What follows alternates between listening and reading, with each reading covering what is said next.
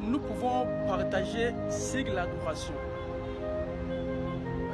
Jean chapitre 4, verset 23. C'est Jésus qui explique à la femme samaritaine tel qu'est les vrais adorateurs.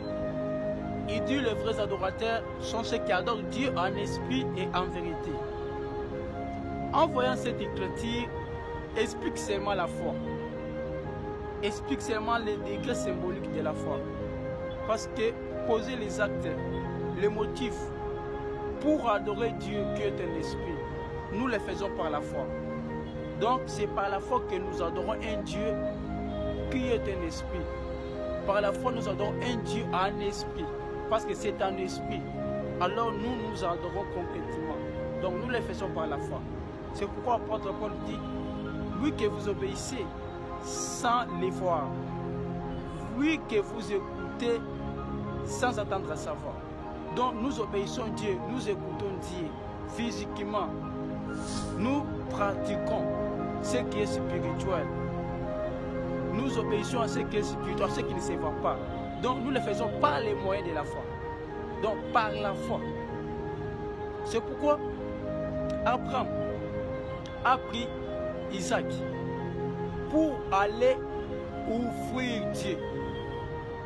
Ce que Abraham a fait, c'est une adoration.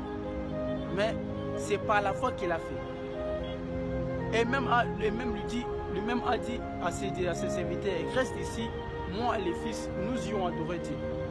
C'est-à-dire, ce qu'Abraham a fait pour plaire à Dieu qui ne l'a jamais vu. Donc, c'est une adoration. Et par la foi, il a adoré Dieu. Il a offert Isaac à Dieu. Oui, c'est l'apôtre Paul qui a dit à Bible que c'est par la foi qu'Abraham a offert Isaac à Dieu. Parce que l'adoration, ce n'est pas seulement louer Dieu, offrir des offrandes, mais faire des actes pour plaire à Dieu, c'est ça l'adoration. Or, ces actes-là, c'est par les moyens de notre foi que nous les faisons.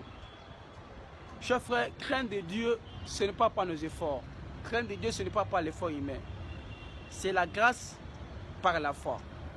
Alors, tu es béni, toi qui crains Dieu, toi qui s'est fait pour plaire à Dieu.